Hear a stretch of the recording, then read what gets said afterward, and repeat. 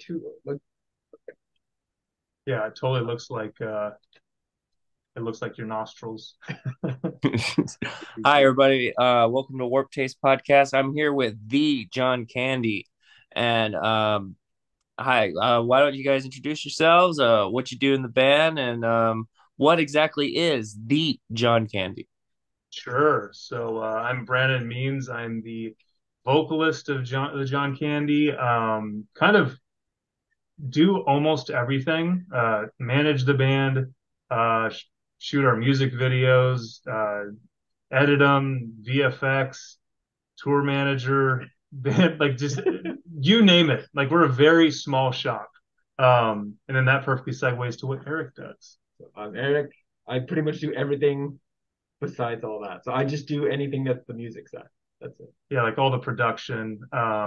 Eric's like does 95% of making the music, which I think a lot of people don't realize. And we've done it, I said this a lot in interviews, but I think it just gets lost. It's like all of our music is sampled. It's not just the quotes from movies or the recognizable pop tunes we throw in and snippets and whatever. The guitars are even sampled. Like Yeah. we sample from like other hardcore and metal bands, take snippets, chop them up. Uh, and I think that's the cool goal that Eric has. And I think he's kind of achieved it. He tries to make it sound like as real of a band as possible. Like Eric's a drummer by trade, but even the way that he cuts together the drums is like it's just individual like drum sample hits that he just Yeah. does in I mean, I don't know succession. how to work in loops. I Yeah. kind of missed that lesson, which probably would be really helpful, but uh pretty much so I everything you hear in the song is one individual hit that I kind of just Hmm. chop and move around. That's Yeah. pretty much how I work. And then our bass player Brent, who's not here, he just basically plays live bass, more for entertainment value because it'd probably Oh be yeah. watch us two up there. Oh yeah. Sometimes it does a little bit more than a laptop, it's good to have some blood in the band. Yeah, exactly. Nailed it. That's interesting because for those who like are unfamiliar, like I think the closest comparison to you guys as a band, without just like chopping up a bunch of different bands to try to get like a similar feel. There's a band back in the day called Girl Talk. There's a band called the Legion of Doom, which was kind of just like I think Legion of Doom was more like this was a producer friend that just had everybody's stems and he was able to kind of just mix them up. Girl Talk was kind of like a lot more samples. If you're not a, if that doesn't ring a bell for you, think like if a modern example would probably be something between like Dr. Acula meets Bill Murray, which is kind of like, these guys are all doing like their own thing, but I think what you guys are doing is kind of akin to Bloodhound Gang did with a song called Mope in like the 90s, where like aside their like verses and stuff, a whole song is just individual samples from a bunch of different songs. But they were on a label, which caused like a bunch of legal trouble because it's like, well, this belongs to this person, this belongs to this person.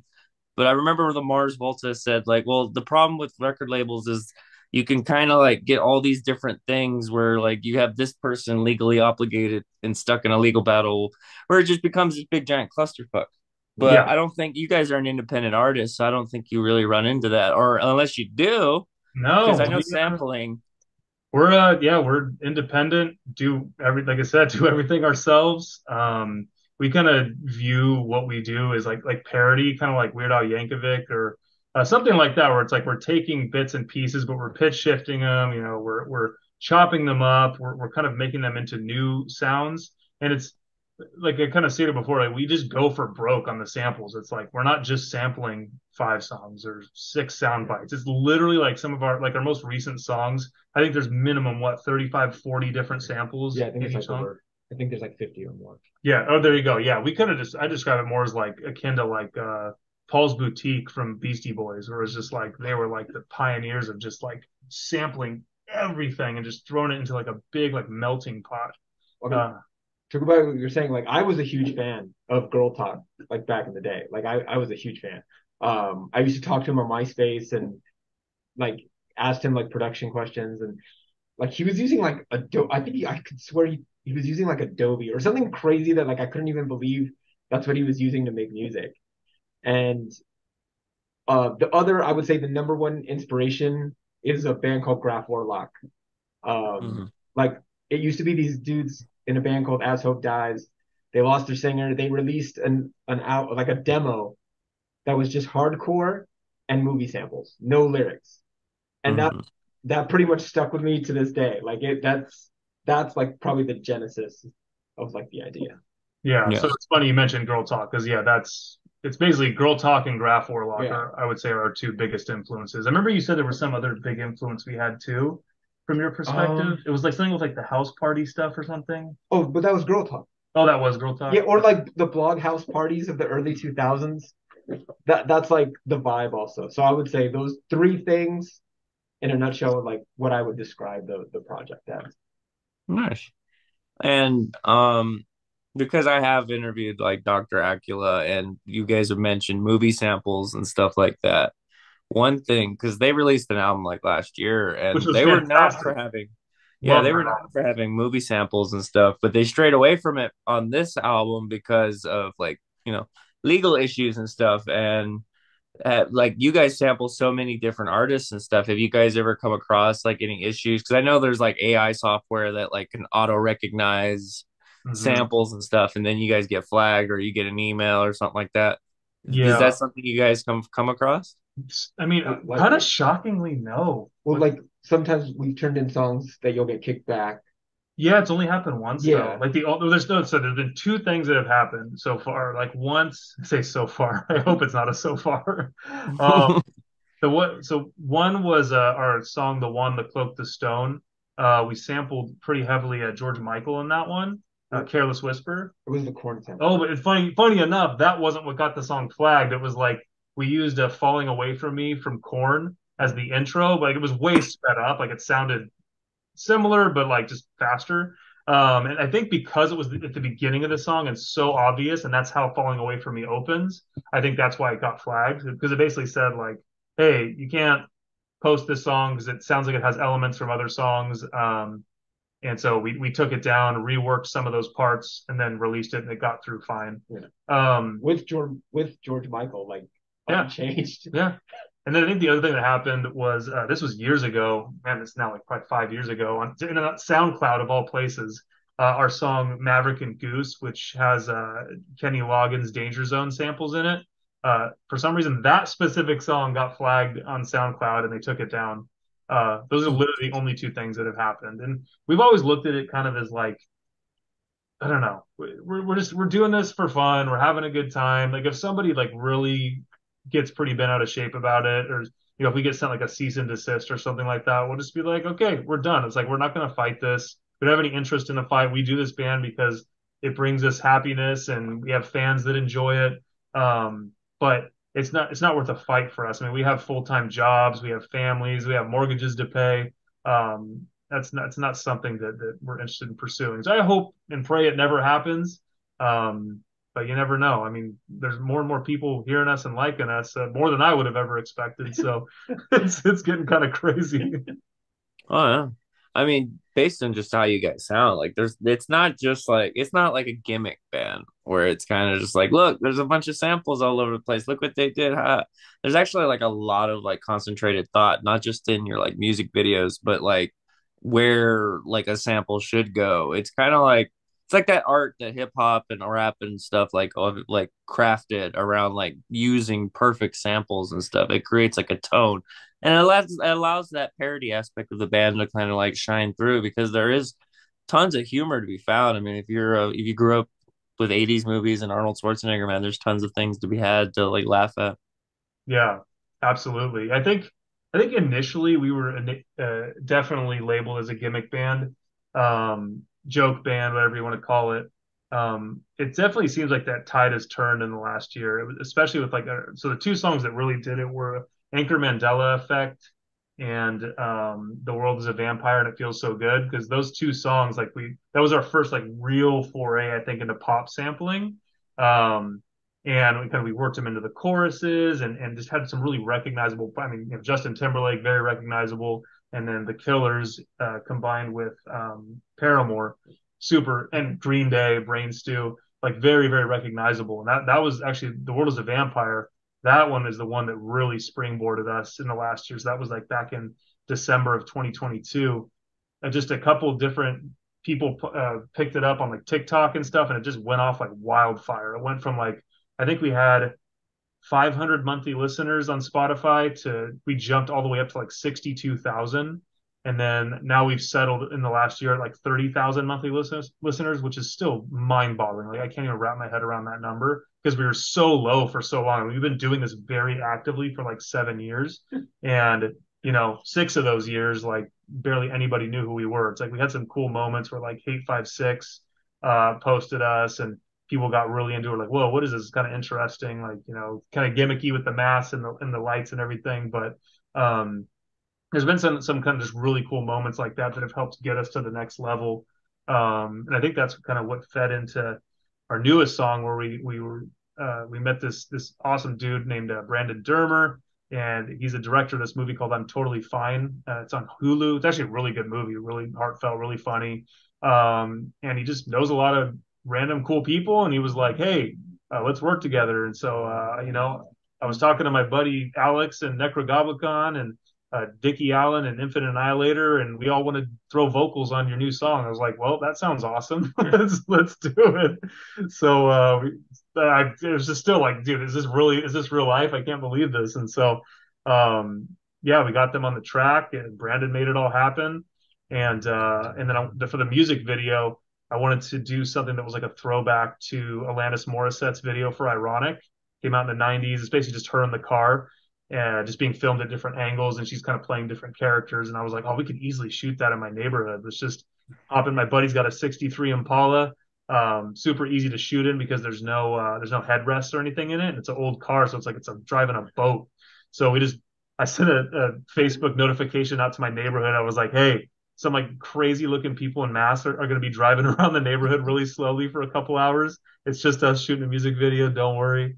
And everyone actually thought it was really funny, and they were cool with it. And so we shot that pretty quickly, and that all came out on Friday. Oh yeah. And I just said a lot of things. Hey man, you got to deliver that information somehow. But yeah, did I miss anything? No, I think No, that that was was it. it. But yeah, so the last year has been really exciting. I mean, it's always been fun, but now it's been like I've been telling Eric, I'm like, I feel like we need to hire somebody. I don't think I can do everything anymore because it's just I'm spending so much time on social media because I'm like very anal retentive about responding. Like your band is nothing without fans, and so like I make it a very big point to respond to pretty much every single message people send, every DM we get, every comment we get. I'm at least going to acknowledge that I saw it and like it or something like that. It's really important to me, and it's fun, like just building this whole community. We did a cool music video for our song "They Know We Know." We got a bunch of like the reaction guys on YouTube, like was it Orion Reacts and Metal Burb, Hardcore Keen, Lone Ranger, Winter Society. And I'm so bad at names. I can't believe I was able to rattle those all off. I'm so proud of myself. I mean, I couldn't have named one. But yeah, like I approached him. I was like, hey, I want to do a music video that's a tribute to all of you guys and like what your role in helping us get where we are. And they were totally down, and I made it, and it was really fun. And we had some pretty wild samples in that. We had like Britney Spears over Slipknot, and like just a very eclectic, goofy mix. We threw like the Family Matters theme in there, like that '90s sitcom. That's those are like the main samples No, from it. because we It opens up with like that Slipknot, like Corey Taylor's going like, what was the release name of it? it's called They Know We Know. Oh, okay. Yeah, Eric doesn't remember any of our song names. Well, no, because we title them different when we're working them on, That's true. and Yeah. then usually the title we just hit it when he releases it. So usually I know it by the project file name. And it's like some random Yeah. code name or whatever, I Correct. guess. Like Oh yeah. it's Tootsie for me. So Yeah.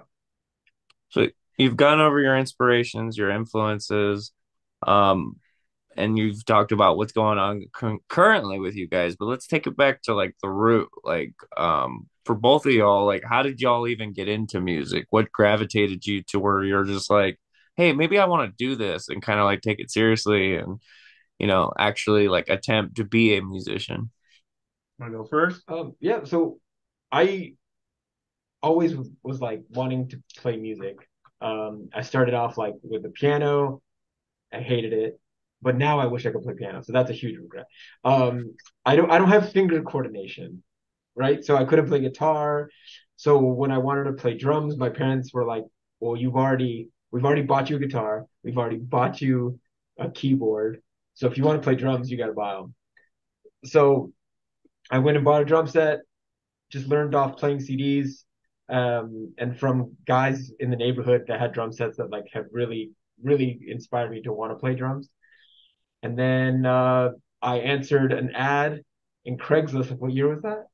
2002. Like one, yeah, 2002. Yeah. And that's how I met him through Craigslist. And then so we were in a band. I played drums, he was vocals. Brent was bass in that band, and we were in that band for how many years? 2000, like I think two to like eight, maybe. Okay, yeah, wow. Yeah. And But then that was like the heyday of like MySpace core. yeah, Like do we played with Acacia Strain, Caliban. Caliban, Fall Farewell, Loftus. Dude, Loftus was an amazing band from the MySpace era. I love those guys. Um, we got to play some pretty exciting shows. Conducting from the Grave. Um, Mm-mm. I know there's more. There's just been many, many years, but yeah. So that was kind of like our old metalcore band, and that's how we stayed in touch Yeah. and we became good friends. And yeah, when I started music, like so when I was a kid, I was born in '82, and I remember just loving '80s music. You definitely hear the '80s love in our stuff. We throw a lot of synth in there. Um, I've actually done vocals for our buddy Davey. He's got a side project called All the Damn Vampires, and he was the touring keyboardist for Korn, and now he's the touring keyboardist for Five Finger Death Punch. And we actually have a joint single that's going to be coming out, I think, here in a month or two. So I'm actually pretty excited about that because it's all melodic vocals. It's like I'm not screaming at all in it. But kind of taking a step back. So that was my digression on my 80s love. But so like then I got Mhm. to the early 90s and I was such a little dork. I was like, oh yeah, give me like CNC Music Factory and like, baby, let me show you how to do this. Like all these just like goofy early 90s just bangers. And so I got super into that. The jock jam. Yeah, like jock jams, and you can even hear that influence in our songs too. Um, then I met a friend that lived by me, and he was like, "Hey, check these bands out." And he showed me like White Zombie, Metallica, Megadeth, Nine Inch Nails. And so then I got super into that, and I was like, "Oh yeah, heavy music, cool." And then new metal came and just blew my mind, and I was a massive Korn fan, and I knew I could probably name every new metal band that's ever existed. Like I would seek out every new metal band I could, show them to my friends, get them into them. We'd go to all the concerts, and then there was my next moment was somebody showed me Bleeding Through, and this was like 1999, maybe 2000, maybe 2001, and then 18 Visions, and I was like, oh, dude, this is my new jam now. Like I'm going heavier, I'm going crazier, and then so that got me into the whole metalcore phase, and then I started getting really into like grindcore, listening to like Ed Gein and I can't Curl Up and Die. I don't know if there was grindcore, but maybe Elements. But Curl Up and Die I was obsessed with. So yeah, like we have like very eclectic musical tastes. In case you can't tell, and it kind of shows how like we don't pick a lane in our songs and throw like a million different elements in them. Uh, but yeah, and so now the funny thing now is that like I always gravitate mostly towards super heavy or like super I guess emo or 80s, like a little combination of both. Eric's gone a totally different direction. Like what are you listening to? Like 1930s, like, like I don't know, jazz or something. No, right. I listen to a lot of like 70s, 80s, like post-punk.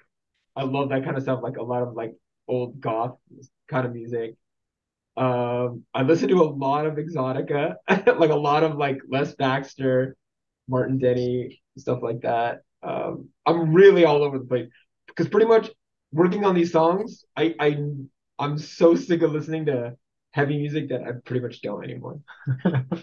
You still do such a great job of making heavy songs, but that's the trend that I've noticed with any band that's just like at the top of their game in that whatever that genre is. It seems like they never listen to that music. Like I've noticed that for many years with many different bands, And yeah, it tends to just kind of work out really well because I think it's like what gives like that extra zhuzh for the songs, like makes them stand out from the crowd or something like that. I dig that. That's a good way of putting an extra zzzz. So you say you know like obscure new metal bands, and like the most obscure new metal band that I know is St. Louis's Disturbing the Peace. Do you know that one?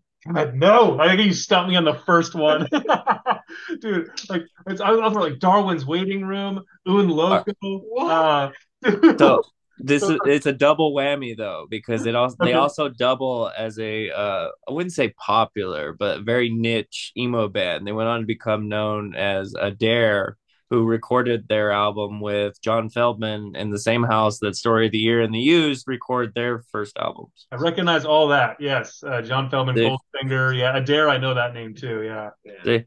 that's who they were before. Like they went through enough member changes. We're like maybe we should just change the name and stop being a new metal band. But if you need some new metal that's old. Well, that's what I love is that like new metal's having such a resurgence now, but it's like it's accepted. Whereas like the gatekeepers back when new metal got popular in like whatever, like the mid to late '90s, it was just like everyone just shit all over it. Like it was like the worst thing they ever heard. Eric, I know, hates new metal. I do, yeah. Like, it like was it was like a violent, like offensive, like thing to not like. But it's yeah, weird because I think it was both because people didn't like that they were mixing metal and hip hop and rap, and yeah, then I think the other side of the token was that it's kind of like when something becomes too popular or too mainstream because you have Fred Durst performing with Christina Aguilera, Britney yeah, Spears. yeah. It's all over TRL. It's on the radio like night and day. And it was kind of like I think that's like the peak, like the last peak that like metal rock scene really had because after that it was kind of like alt metal butt rock. Like, it was kind of, That I love. I mean, I rock especially. it was like the first two Spider-Man movies kind of showed you like the shift between what was popular music at the time. You had Hero, which is just like Chad Kroger, Seether, and all that. Like, it's just it goes from Nickelback to Dashboard Confessional. It's just like in a Yep. couple of years we went really butt rock to emo, and I Well, dude, blame MySpace. I'm like so eclectic with my music taste too. Like you just name bands. Like I loved Dashboard Confessional back in the day. Like I was a huge like grunge guy, like Stone Temple Pilots, Nirvana, Soundgarden. Like super into all those guys. Like I went through a ska phase. I went through a punk phase. Like one of my favorite bands of all time is Strung Out. They're like, And Bunko Nut, right? dude, no, I listened to that one song, the My Town, My Street, right? But yeah, just there's just so much to love about music in general. It's just like I think our love for music in general comes out in what we make because we're just trying, not even trying, it's just naturally we just naturally happen to just throw a ton of wild stuff. And like I love when Eric will send me a song and I was like, ooh, this intro is like very synthy. And then wait, now it's like drum and bass. Wait, now it's like hip hop. Like I don't know. It gets me super excited. I've been excited about what Eric's been making as a producer since day one. Like I remember the moment he sent me the first song he was working on, and he's like, listen, it's like I'm putting in like I'm programming the drums or putting individual drum hits. I'm sampling some guitars from this instrumental band I found. And just check this out. And I was like, whoa, this sounds really cool and really different. But And but it sounded horrible. yeah, yeah. I mean, looking back, we're like, we can't even listen to the early albums. I feel like this is like every band. We're just like, the production is so bad. But back then, we're like, oh, it sounds great. But now I listen to like the newest stuff Eric's making versus early on, and I'm just like, it's a night and day difference. I mean, I think that's kind of like the Freddie Mercury thing, where people will tell you like he's the greatest singer of our like like the last 100 years, and it's like traditional singing people will tell you like he's not a very good singer, but it's the imperfections in his like the way he delivers stuff that you get that real sense of character and raw emotion that But I you love. wouldn't get from somebody singing it by the book. Yeah, I always tell him like I don't try to make it perfect because it's the imperfections that make it cool. yeah. Like Mhm. there's been so many times like, oh, like I hate my vocal here. Like I sound dumb here. This is stupid. And he's like, no, I like that little crack or like that little imperfection. Like Or you, like when like sometimes you'll want to go back and enunciate better, but I'll say no, like it sounds cool as it is. Like who cares? Like hmm yeah. So with you guys having such like eclectic, movie tastes, but with there being so many like references to films, the only thing I can really see, because I'm a bit of a movie buff, I love music myself, but I grew up listening to movie soundtracks, and Mhm. those always had kind of like an eclectic randomizer, whatever label worked with the movie company, kind of like here's like 19 bands, please sell records. Like, Yeah. do you guys like think that movies had a like a keen like little turn on your development into music? Like, do you feel like there's just some movies with banger soundtracks that just Oh developed you? yeah, Oh yeah. dude. The Crow 1 and 2 soundtracks, like all time soundtracks. Like I remember listening to those on repeat for years. Like, do you have any? Oh, okay. Mine's gonna be weird. Like the I remember listening to the Saint soundtrack a lot as a That's the kid. Val Kilmer movie. Yeah.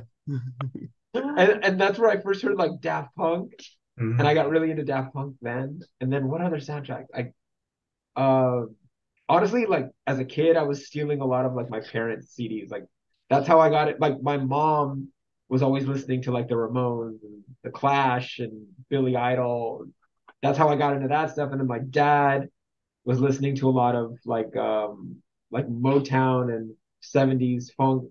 So like I kind of got the influence of both ends, and that's kind of what I was listening to as a kid. Yeah, and like I think in general, I've just I definitely gravitate more towards movies and TV shows that have strong music, like strong soundtracks. Like the most recent example that I always use because it's just like I can get the chills just thinking about it is the TV show Dexter. Like that, the yeah, main theme song, I'm getting the chills right now. Like it hits the right notes at the right times, and it's unlike any feeling. Like I just like I remember like where I was the first time I heard it, how I felt, who was in the room with me, and yeah, that's just one example where that the soundtrack, like the music on that show, elevates it so much. I even like yeah, the only time I've ever gone and seen a composer for a TV show, I went and saw R.I.P. I can't remember his name, but he passed away maybe like 5 or so years ago. But he was at the Largo, the Coronet, I think it's called in Hollywood, and he was doing like a live Dexter concert. And so this guy was just a genius. Like the dude comes up there because the show's about a serial killer for anyone who doesn't know. And this guy goes up and makes a song like out of like murder instruments or implements. So he takes like he has one person playing like an axe, like hitting it a certain way on a piece of metal, and a guy with like tape, and he's going like rip rip, and then another guy, I don't know, using like a fake gun to like shoot something, and like he just pulls this all together and makes a song out of all these things, and I was just like, this guy's out of this world. And then you just think about like any soundtrack, like iconic soundtrack for movies, like the easy ones like Star Wars and Jurassic Park and um Harry Potter, like anything. Who's the composer? John Williams. John Williams. Anything John Williams has done is just next level. Jaws, of course, like that guy has just created things that every single time I hear those, like same feeling. I get the chills. I remember where I was. I remember being a kid. It's such an important part of just films and TV and all that. Well, like me right now, I think in my favorite person doing movie music is Trent Reznor Oh yeah, and Atticus Ross. Like what his career has turned into scoring movies, it's amazing. Like I any of the soundtracks he's done, I get obsessed with. I love all the music he does because it's so subtle, but then so impactful at the same time. hmm Like it could be like just a bass rumble with like one note, but it's like it's hitting the perfect moment. I don't know how it's amazing. yeah, for sure. hell yeah. I think something that like there's a through line through all of this, and the kind of music that you guys are like into and such is like the kind of music that's like it like in the film, in the TV show, or you know, in the movie that you're watching, it's like its own character. It's like it's a living, breathing thing that helps make it more than it is. It's kind of like Alfred Hitchcock. He said, like, if you watch Psycho without music, it's just a terrible movie that you don't want to watch. But with the music, that music is such a personification that amplifies everything that's on screen that I mean, you want to watch it all the way to the end, even if you've seen it, just because it delivers a feeling to you that you can only get, and it helps remind you where you were like the first time, or that gives you those goosebumps of nostalgia or whatever. And I Yeah. think that's a good thing to have as a fan of music. Yeah. And plus, like you said, music being a character, like to me, I always feel like I don't just listen to music to me, I use it to like curate an experience. Like if I'm gonna go out for a drive in the morning, I'll listen to a certain style of music depending on the weather. Like if it's gloomy or whatever. When I'm making dinner, listen to a certain style of music. Like I use it to curate the activity I'm doing. So to me, that's how I use music. It's more just to curate any experience.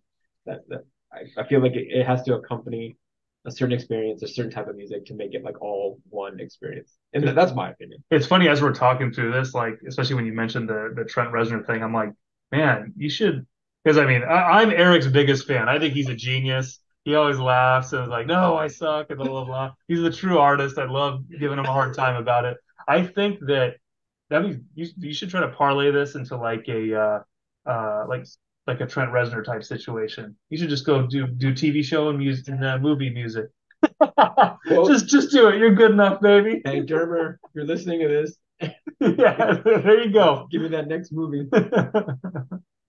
I mean, hey man, you got to start somewhere. You guys are Oh, already like working with YouTube reviewers, find like some amateur filmmakers on YouTube that need some movie scores. There you go. Yeah, absolutely. see, but I honestly, I wouldn't. My biggest inspiration for a movie music, if I were to do movie music, right? I don't think I'd ever want to score it. The way Martin Scorsese or Quentin Tarantino use music for their movies is how I would want to do it. Like they managed to find the perfect song for the perfect scene for the perfect moment, and it's also like a song you know, so it's hitting you on all levels. Like you're watching a movie, you're watching a cool scene. It's a song you know. Maybe the song has nothing to do with what's happening, but then now those two are connected for you forever. Like that's Yeah. how I would want to do a soundtrack. Well, that's what I think Eric is really good at too, is that like Eric, we always joke. I'm a very emotional person. Eric is not. But what's funny is Eric manages to make songs, parts, music, whatever, like that really like strike a chord with people. Like I've had so many fans reach out and be like, dude, this song, this part got me through this thing that I've been going Oh, through. And it's like I know Eric would never expect that like what he's made could have be so impactful. But yeah, maybe it's just something about like your detachment from emotion. And like that's how your emotions come out. I don't know. Because I'll hear something he'll make and like I'll immediately get those chills and I'll be like, oh my God, yes. Or like this transports me back to some place. Like I don't know. It's just a really interesting thing that I think I started observing a couple years ago. Yeah. So I mean I get what you're saying. You'd be more of a motion picture soundtrack person more than a film score person. yeah. But I mean you can always find like I mean we were talking about Spider-Man. They had that happy medium where they had Danny Elfman doing like string arrangements, but they still had a guy that kind of like put together all these like cool like either butt rock, alternative rock, or like these emo playlists. I don't remember what was on Spider-Man 3. We all tried to forget it after we watched it, but I've always been a big fan because I mean I love music, but like Darren Aronofsky films usually get the services of Clint Mansell, who I like. He uses string arrangements like nobody else's business. It's great stuff. Yeah, The Fountain is like one of my favorite movies of all time. I haven't seen it in so long, but man, dude, We're it's so good. So good. we're spirit animals on another plane, man. I don't Yeah. know, dude. Like that movie's great. It's just candy for the eyes. Like Yeah, it really is. And I remember now that it's funny because you were mentioning the composer or the musician he uses. Like I'm thinking back, I'm like, yeah, that set the music, the soundtrack of that movie elevates every scene in it. It's just like it's a journey, dude. That movie's oh yeah. cool as hell. A lot of the special effects in that movie were awesome because a lot of it was just putting chemicals inside, like like when you look through a microscope, they have those little two panes of glass. They did a lot of practical effects, just like kind of like pressing stuff together against like a black like background and just creating all those like gold plumes and stuff like that. It's just yeah, that movie is great to look at. I can just see it in my mind, get a little acid flashback.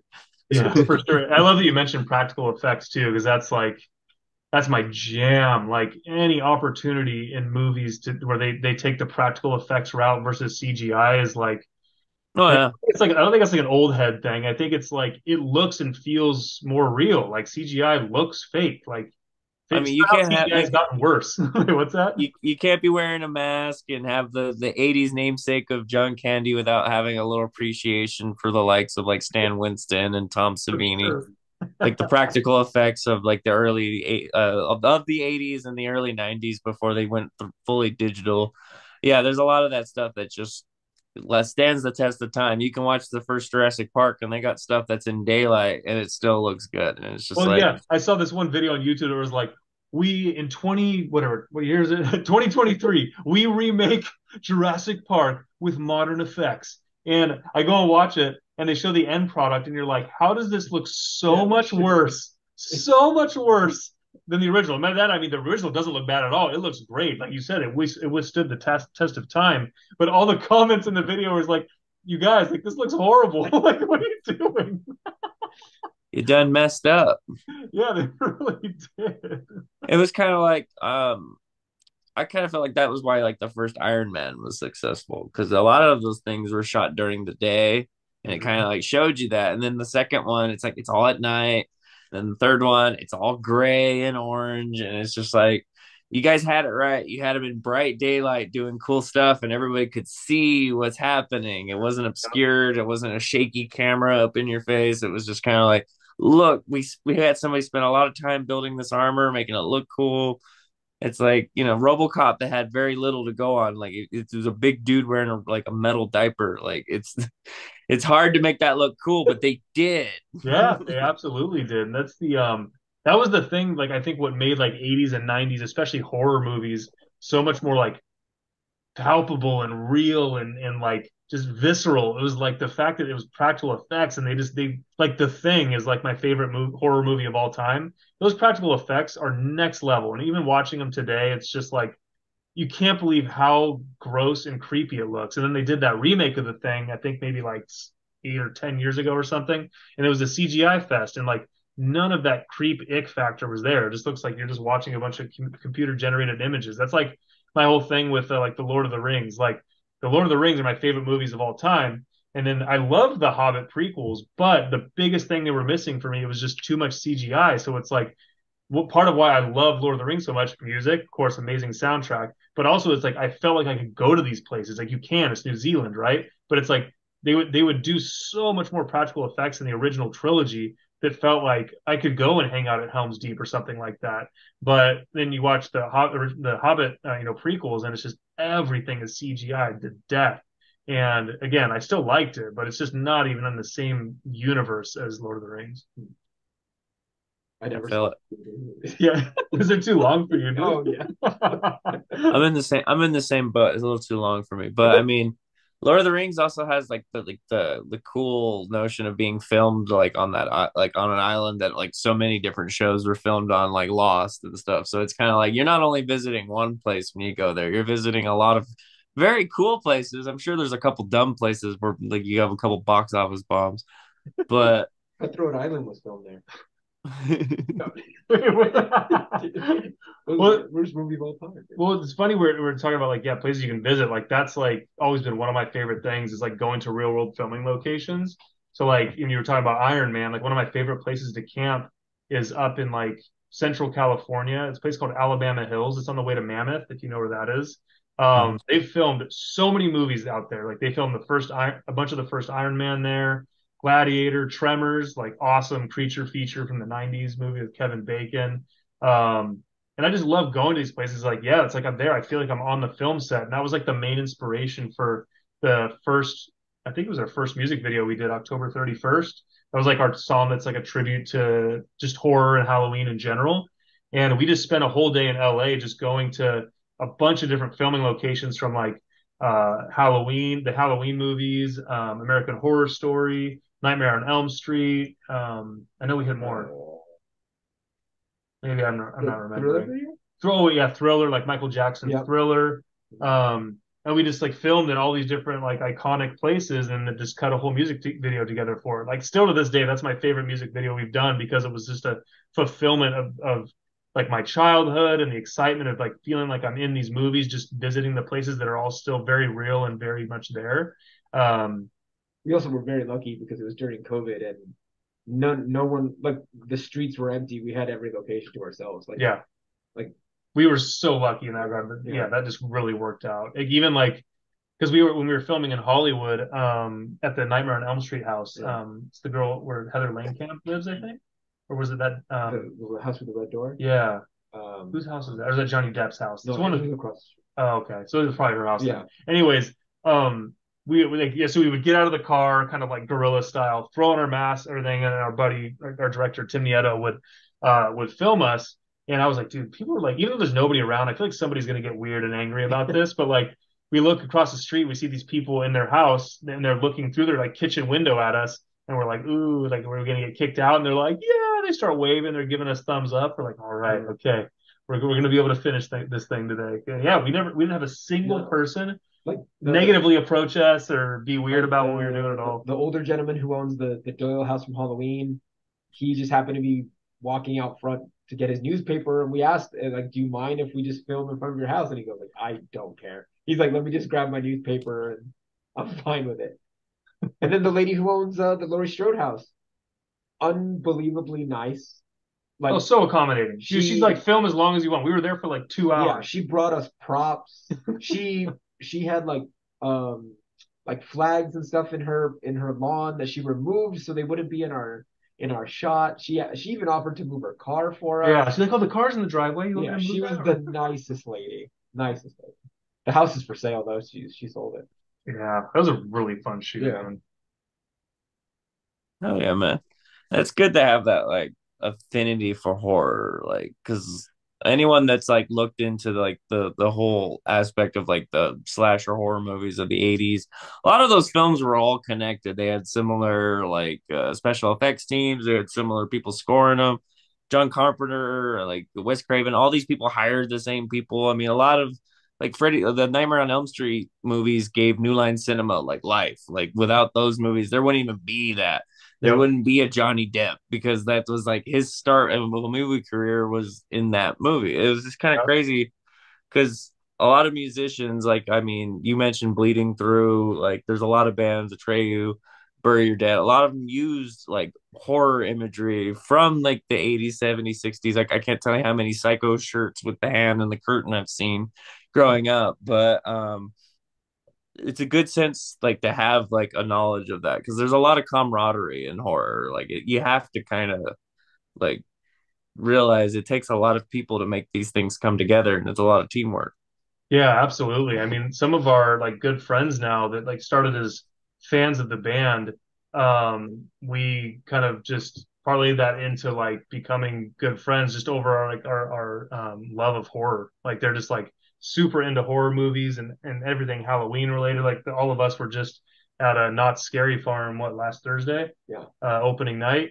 Um, just yeah, it's just it connects us. We just all love just like anything spooky and creepy and just wrap your friendship around that. It's been awesome.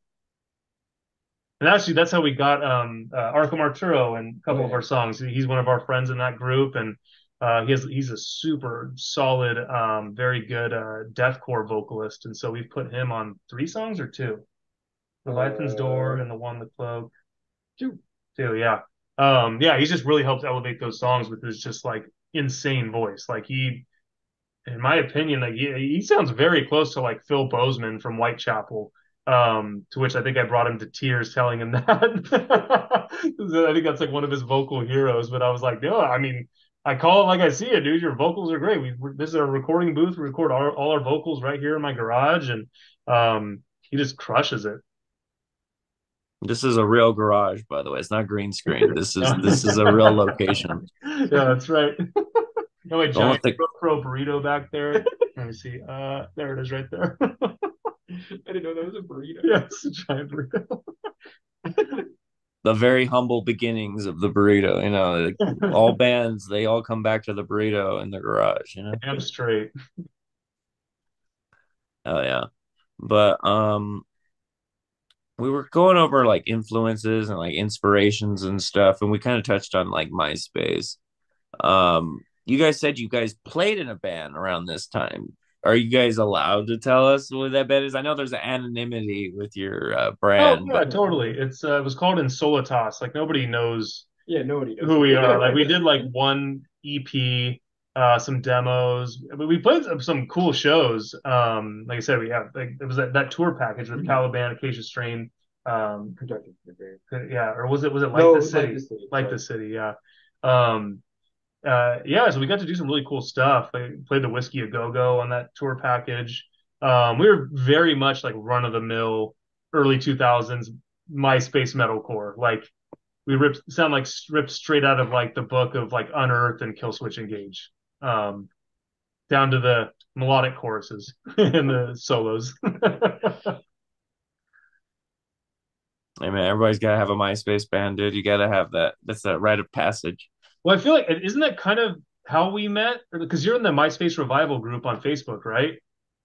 Correct, I am. Yeah. I've been there a little, far too long. Same. No, I've been in that group for like probably 4 or 5 years, I think. Yeah, I joined in like 2019. I'd Mhm. kind of taken a break from like the music scene and doing anything in the music for like a good 10 years, just kind of like did 9 to 5s. And then I got into a band called Stay Still in 2019. And it was just like, okay, I got a network like a motherfucker. Yeah. And back in the day, when you're on MySpace or Tumblr or whatever it was you just had to be on your computer all day and just talk to everybody, be friends with everybody, be the nicest guy, be everybody's the cool guy, because nobody wants to like listen to somebody's band like, oh, that's a dick, don't listen to that Yeah. guy, that guy's an asshole. Yeah. I mean, it's a good way to like get known. It's like, yeah, that guy's an asshole, and everyone's like, is he, like, is his band any good? Yeah, but he's an asshole. I can't support this. Yeah, it's like that's what's cool too, is like because this isn't like our career, we don't need this. We do this because we love it and because it's fun. We get to pick and choose who we want to talk to and who we want to work with. And I mean, in my life, I only want to talk to and work with nice, cool people. I have no time tolerance or patience for anybody's egos or nonsense, dude. It's like just be a decent human being. We got one life to live. Like it's really not that hard to just treat others how you want to be treated.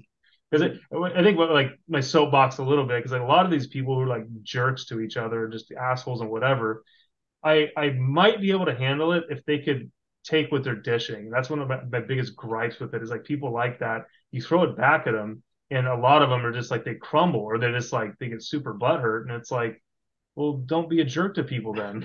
This is pretty simple. Yeah, they'll escalate it to levels. It's like, okay, was this a petty problem, or is this like an attack on your family's honor? Like, this is a you're getting weirdly upset about my feelings on an album from 2008. I don't get it.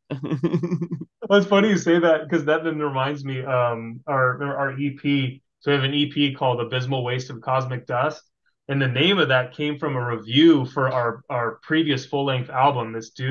Wrote, this dude in England, he wrote it for a review for this webzine, and I stumbled upon it. It's for our album 28 Samples Later, and I go to this review thinking like, oh, I hope we get like an okay rating. This dude gives us like a 0 out of 10, and is like just eviscerating us. Just like this is the worst music I've ever heard.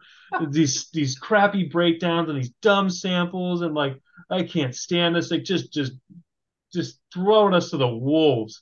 But he had we thought it was hilarious, but he had a great line in there. He called us an abysmal waste of cosmic dust. And we're like, dude, that's the name of the next album.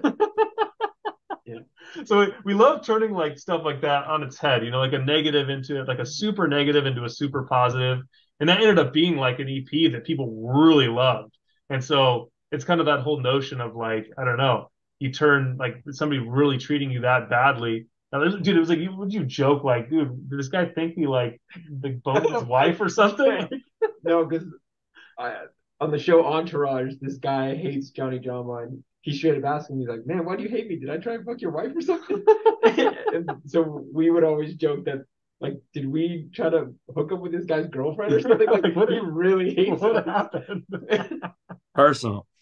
He doesn't like John Candy, man. No, Yeah, I don't know. he hates us. We have had a couple people get really mad at us for using John Candy's name in our band. Um, which is kind of weird because we're huge fans and that's why we did it. It's like a in certain ways a tribute, but it also helps introduce him to younger generations who might not know who he is. And that's kind of like a lot of what we do with our music in general. Like we're reintroducing obscure songs, sometimes obscure, sometimes more popular, but they're old. Nobody really listens to them anymore. Like we're bringing them back to the forefront. Like, hey, check out this cool song, and like we kind of weaved it into our own. Um, so it's just kind of interesting seeing just like the hate and vitriol we get sometimes from people for just random things like that. Like, uh, I don't get it. Like, like I remember like this one guy just like went off on us for using John Candy's name, and it's like we have the utmost love and respect for him and his family and him as an actor and what he did and how important for comedy he was. And he just seemed like such a genuine, amazing person. Why would you think us using his name is like a bad thing? Like, I don't know. I don't get it. I don't know, but I do know that the Mars Volta was originally supposed to be Mars Volta, but legally somebody already owned that band name, so they became the Mars Volta. So Yeah. technically, you're not John Candy. You're the John Candy. So Yeah, it's and I think that's also why we put the parentheses in too, just to kind of make it like even more differentiated. Well, Um, well, there is a band. oh, called the John Candy. Yeah, They're from they're Brazil. from Brazil. I think they broke up finally. I'm trying to buy the domain right now. Don't tell anyone. Like, dude, I'm like this close. Like, dude, so they had this domain for like 7 years. I think the band broke up. I would check it every year on renewal time. They re-upped every year. Finally, this year, they it looked like they had re-upped, so I didn't check. And then I randomly checked like 6 months later, and some like Chinese conglomerate bought it. And I'm like, oh no, like I almost had it. And so like I'm working through a domain broker, and I'm like, hey, I want to try to get this domain because we have the John Candy everywhere. Like we have the handle on like every platform. The only thing we don't own is the johncandy.com.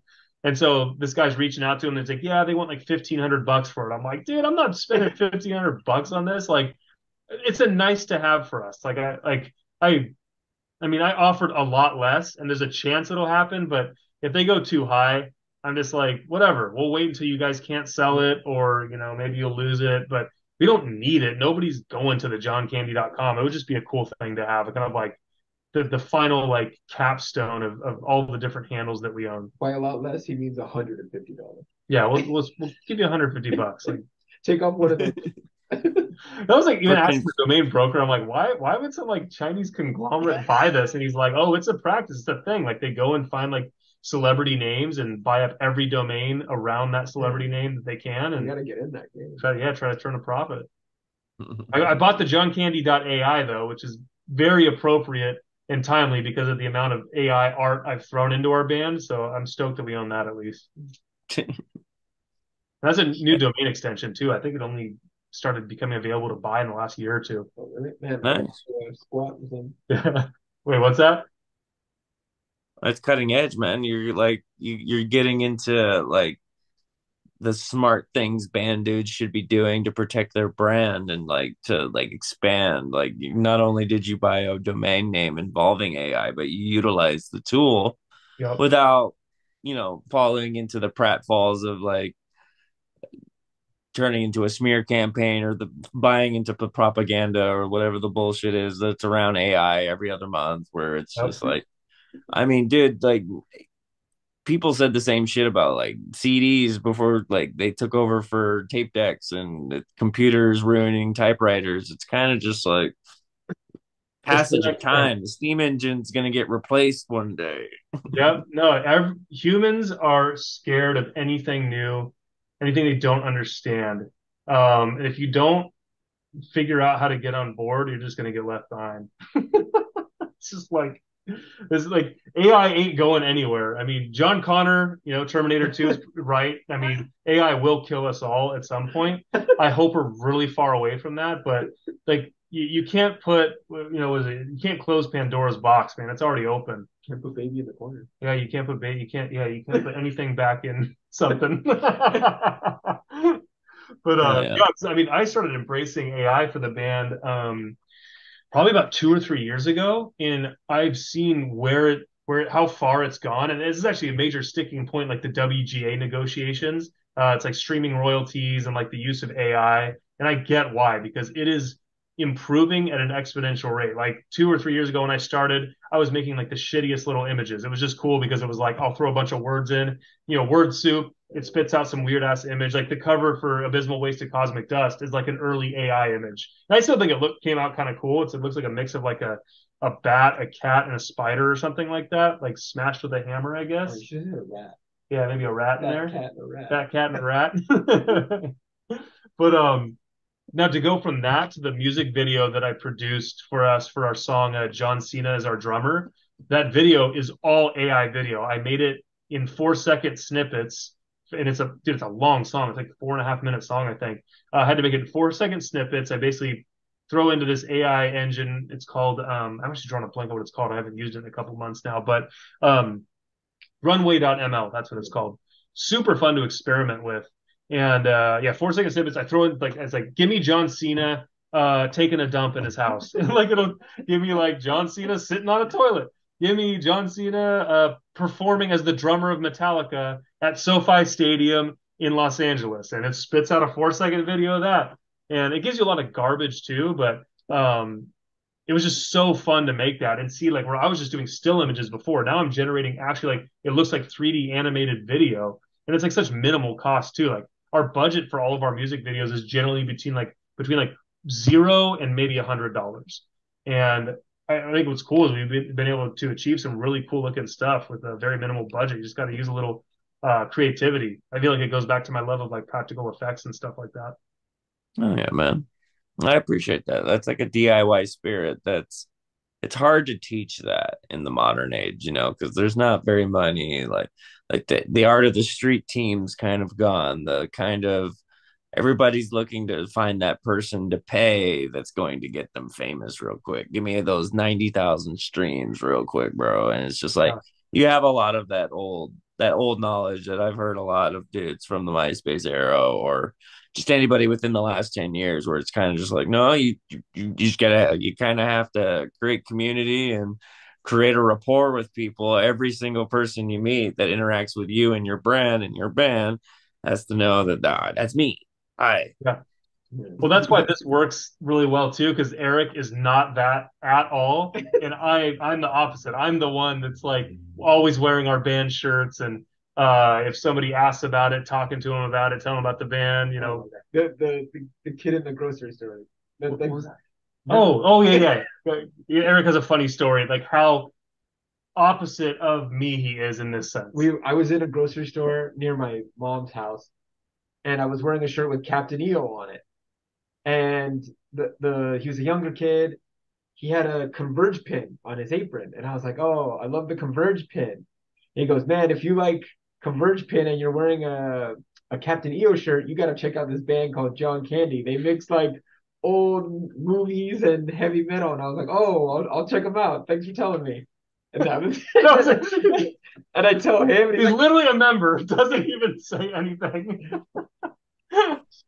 And this is funny because it's like Eric has seen like some really cool success in his music career. Like early on, he was doing like EDM dubstep type stuff. He like played dates with Skrillex and shit. Like Eric is not a self promoter. He's just a very humble, like I'm just kind of out here doing my thing.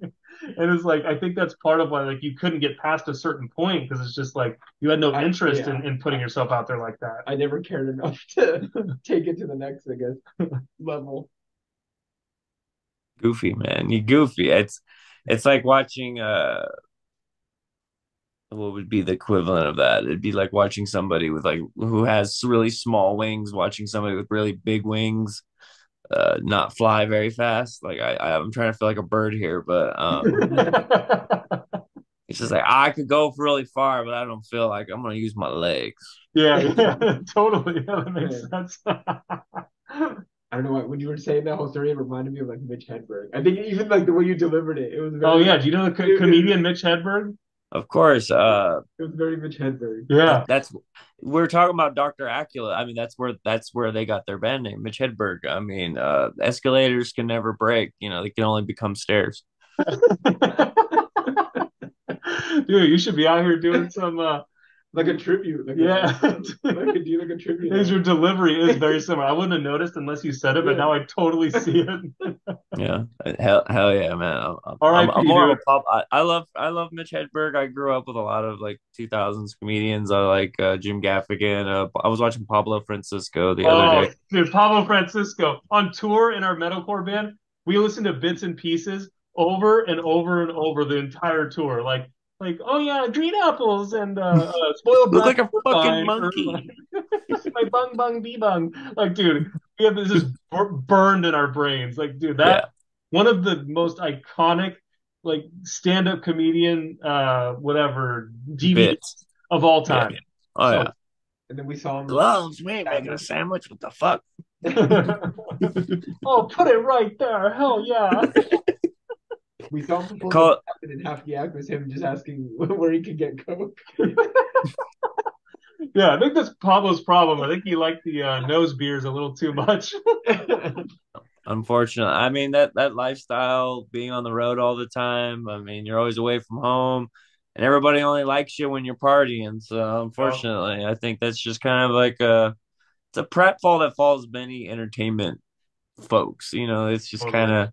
I hope, like I think I saw he was touring last year. I hope he's doing a little better because I mean, bits and pieces, ouch, and they put it out there. Those are some of my favorite, hands down. Like stand-up specials. That guy was amazing. He didn't get no Carlos Mencia or Key and Peele, Dave Chappelle type level of success, but I don't know. I don't think every comedian gets that.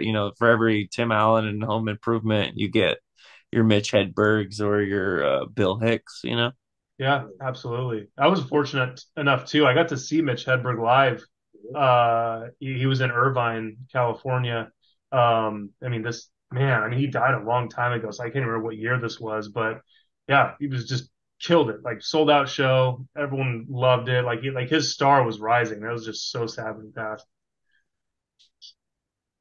Very, very, very sad. And he was actually like getting like movie parts, TV roles, like guest star and stuff. So it's always Yep. unfortunate to see someone who has like a rising, bright, shining star kind of like succumb to those pratfalls. And it's just like when people can pull themselves out of that and kind of focus and right the rain, because we were talking about Iron Man, that's like Robert Downey Jr.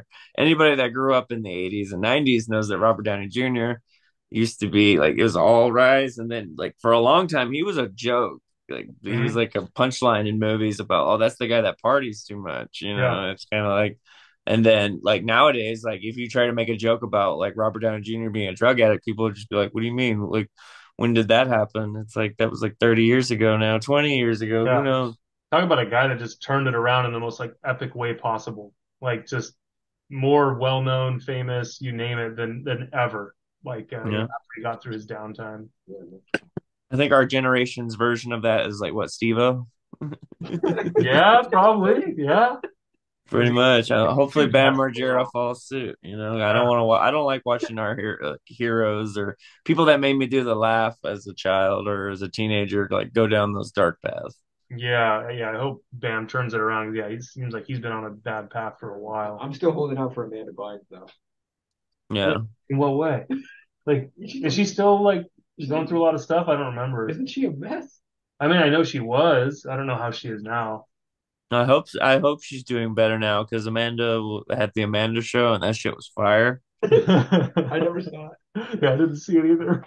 What's funny How is, do you, how are you such a fan then? oh, Yeah. okay.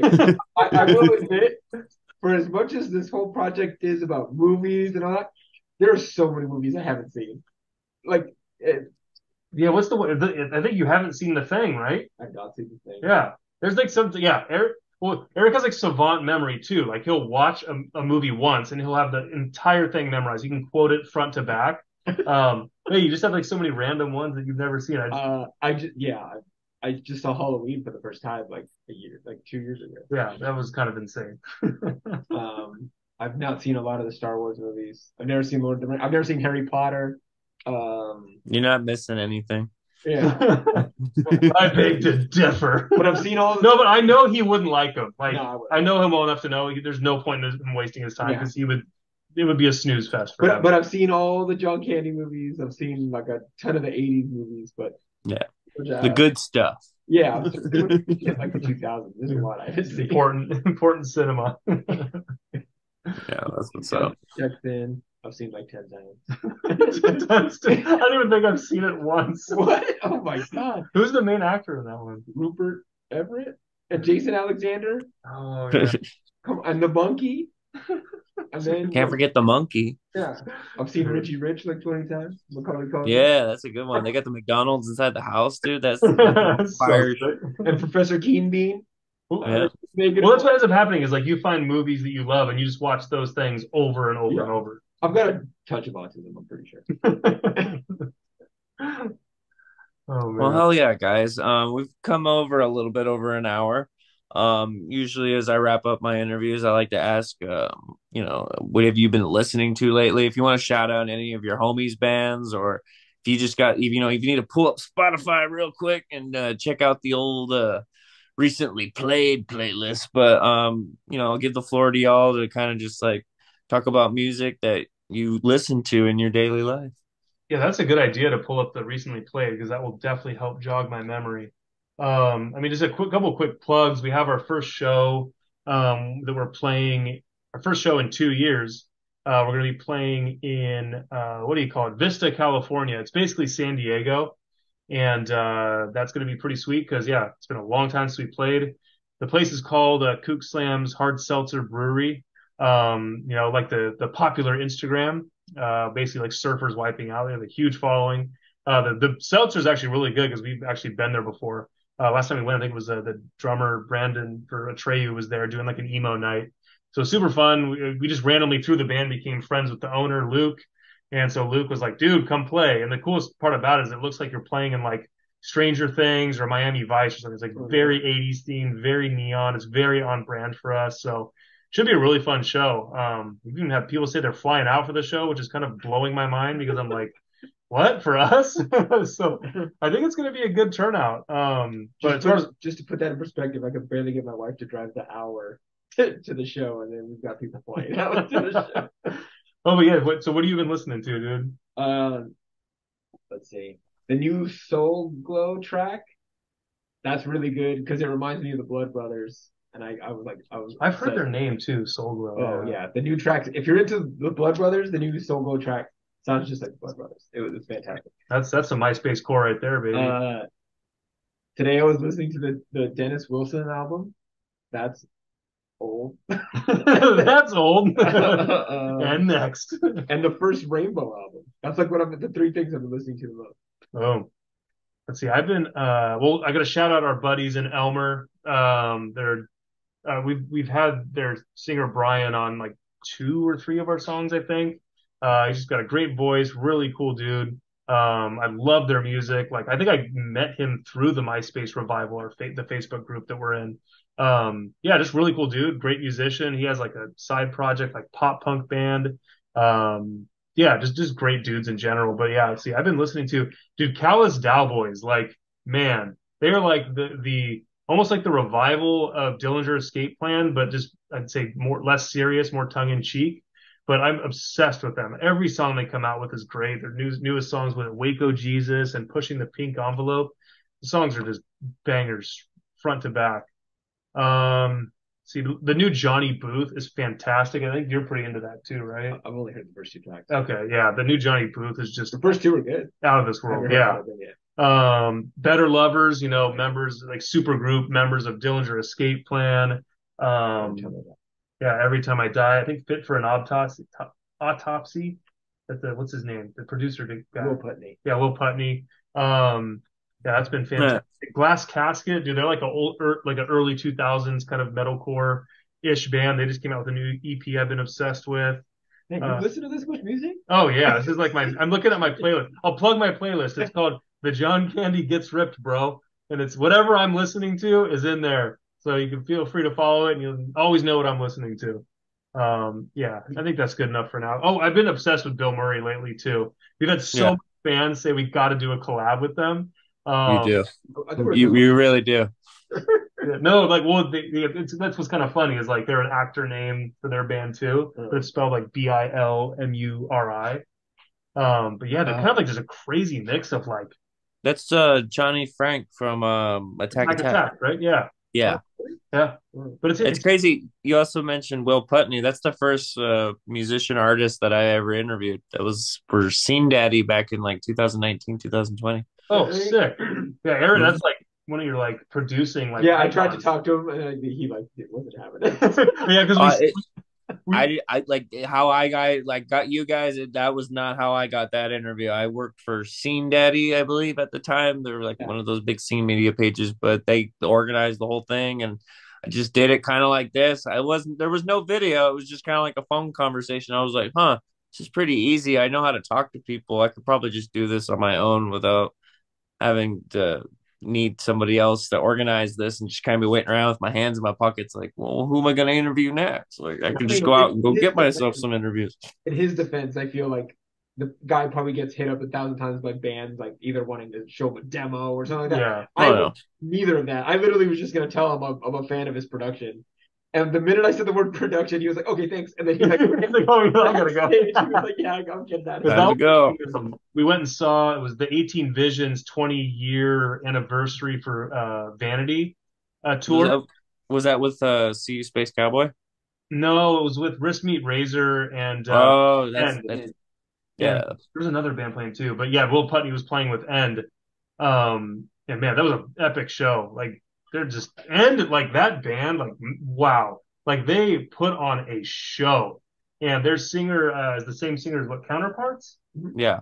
Um, dude, he gets pissed when the crowd's not going in, and I don't blame him because they put their mind, body, and soul and everything into that performance. Um, I was just blown away how good End was live. Like that was such a fun Oh show. yeah.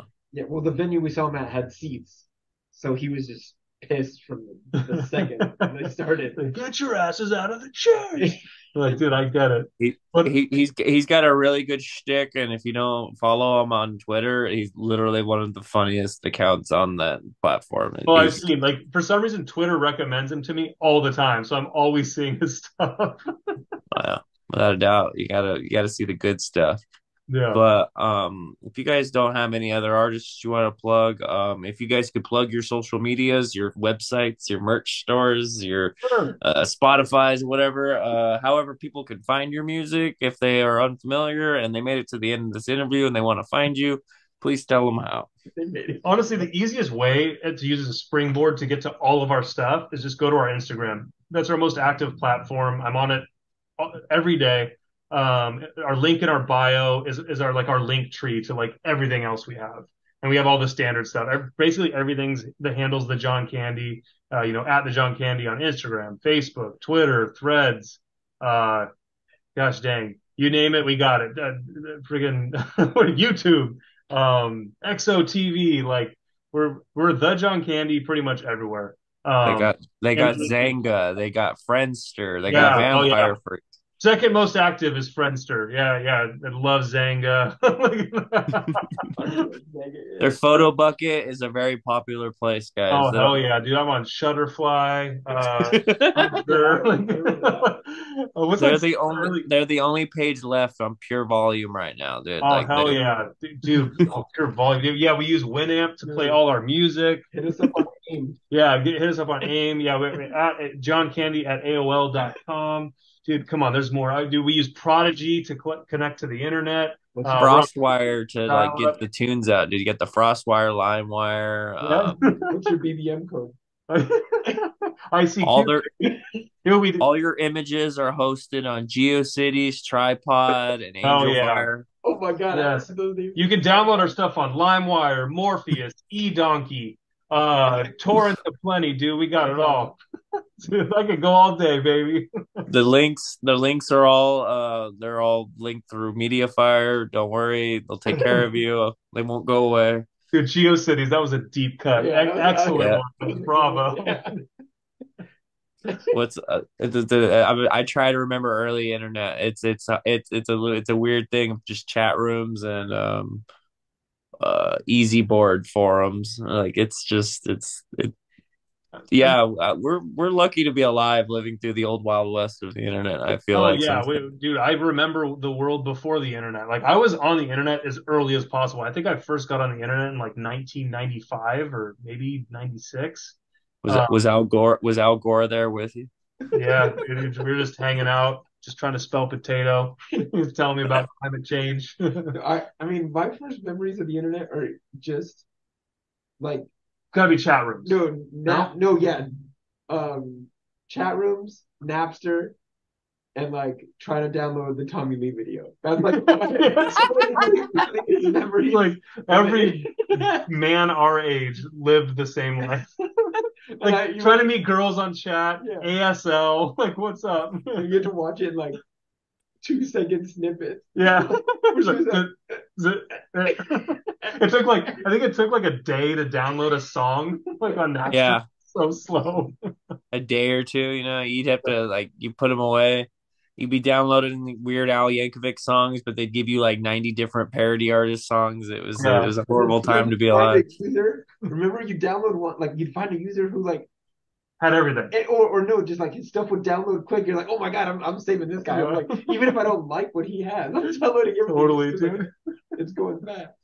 Upgrade the collection, man. But hell yeah, it's always good to like talk about nostalgia. It's always great, guys. I appreciate you coming here on the show on Warp Tapes podcast. I'm Ryan Rex. This is the John Candy. We appreciate you giving us your time today. Please follow them on social media and check them out anytime. This has been a great episode. Thank you guys so much. You're always welcome to come back here. Maybe we'll get you on with another band, maybe somebody we mentioned here today. I don't know. You Well, guys are always welcome to come back, though. Let's I go. had a lot of fun. This was great. Same. Thanks so much, Ryan. It was awesome meeting you, man. Awesome, dude. I appreciate y'all. I'll just bid y'all farewell and end the recording and